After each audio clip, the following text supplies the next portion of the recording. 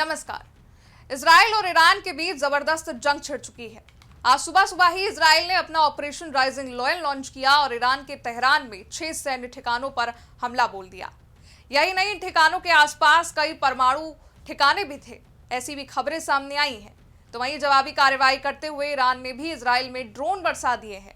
दोनों देशों के बीच अब ये मामला गहराता जा रहा है। तो इसकी शुरुआत आज सुबह हुई है, जब अचानक इजराइल अपना ऑपरेशन राइजिंग लॉयन लॉन्च करता है। इजराइल ने ईरान के एयर डिफेंस सिस्टम को फेल करते हुए फाइटर प्लेन की मदद से इस हमले को अंजाम दिया और 6 सैन्य ठिकानों को निशाना बनाया।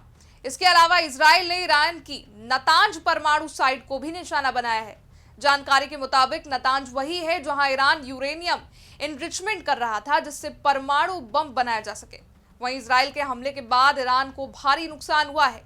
इजराइल ने दावा किया है कि इस हमले में ईरान के परमाणु वैज्ञानिकों की मौत हो गई है। खबरों की माने तो अल अंबिया प्रमुख सरदार रशीद और परमाणु वैज्ञानिक डॉक्टर फरीदाम अब्बासी समेत कई लोगों की इसमें जान चली गई। द टाइम्स ऑफ इंडिया की रिपोर्ट के मुताबिक इजराइल के इस हमले में revolutionary guards of chief Hussain सलामी और सैन्य प्रमुख मोहम्मद बाघेरी समेत कई टॉप अधिकारियों की जान चली गई है। इजराइल के प्रधानमंत्री बेंजामिन नेतन्याहू ने कहा कि ईरान ने 3 साल में 10,000 मिसाइल बनाने का लक्ष्य रखा है। कल्पना कीजिए कि 10,000 टन टीएनटी न्यू जर्सी के आकार के देश पर गिरे। ये एक बहुत बड़ा खतरा है, जिसे फौरन रोका जाना चाहिए। हालांकि ये हर कोई जानता है कि ईरान लंबे वक्त से परमाणु परीक्षण करने में लगा है, जिसका डर इजराइल को सता रहा है। यही नहीं, अमेरिकी राष्ट्रपति डोनाल्ड ट्रंप भी ईरान को परमाणु बम के लिए चेता चुके हैं कि ईरान परमाणु बम नहीं बना सकता है। फिलहाल अमेरिका ने इस हमले से खुद को पूरी तरह अलग कर लिया है। अमेरिकी विदेश मंत्री मार्को रूबियो ने कहा है कि ये इजराइल की एक तरफा कार्रवाई है, अमेरिका इसमें शामिल नहीं है। ईरान जवाबी कार्रवाई ना करे और अमेरिकी सैनिकों को निशाना ना बनाए।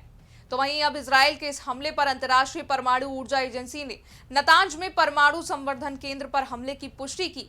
आईएईए प्रमुख राफेल मारियानो ग्रोसी ने कहा है कि हम स्थिति पर बारीकी से नजर रखे हैं, न्यूक्लियर रेडिएशन को लेकर ईरान के अधिकारियों से संपर्क में है। हालांकि इस हमले के बाद ईरान ने जवाबी हमला करते हुए इजराइल पर 100 से ज्यादा ड्रोन दागे। हालांकि ईरान की जवाबी कार्रवाई की आशंका पर पहले से ही नेतन्याहू ने इजराइल के लिए कई गाइडलाइंस जारी कर दी थी।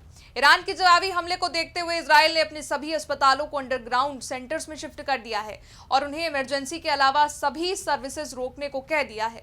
इजराइल के स्वास्थ्य मंत्रालय ने नागरिकों से अपील की है और एडवाइजरी जारी की है कि वो बेहद गंभीर स्थिति बनने पर ही अस्पताल जाएं। बाकी वक्त लोगों से घरों में ही रहने को कहा गया है। टाइम्स ऑफ इजराइल के मुताबिक आईडीएफ ने चेतावनी दी है कि ईरान जल्द ही एक बड़ा मिसाइल हमला भी कर सकता है। बात करें इजराइल और ईरान के संघर्ष की, तो अब तक ईरान के ड्रोन इजराइल की सीमा में नहीं पहुंचे हैं। इजराइल की सेना ने दावा किया है कि इजरायली फाइटर जेट्स ने इन ड्रोन्स को सीमा के बाहर ही खदेड़ दिया। अब देखा जाए तो दोनों देशों के बीच एक बार फिर जंग जैसी स्थिति बन चुकी है, जिस पर अलग अलग देश अपनी चिंता जता रहे हैं। बात करें इजराइल की, तो इजराइल का यही कहना है कि ईरान परमाणु हमला कर सकता है और इजराइल को नुकसान पहुंचा सकता है और इसको खत्म करना जरूरी है। तो उधर इजराइल के हमले के बाद ईरान भी बौखला गया है। ईरान ने साफ कहा है कि इजराइल को इस हमले की सजा भुगतनी पड़ेगी। इसलिए देखना यह होगा कि दोनों देशों के बीच छिड़ा यह संघर्ष कहां जाकर खत्म होता है और विश्व की महाशक्तियां इस युद्ध को लेकर क्या प्रतिक्रिया देती हैं। इस पर आपका क्या कहना है, ये नीचे कमेंट सेक्शन में बताइएगा। वीडियो को लाइक कीजिएगा, शेयर कीजिएगा और चैनल को सब्सक्राइब कीजिएगा। शुक्रिया।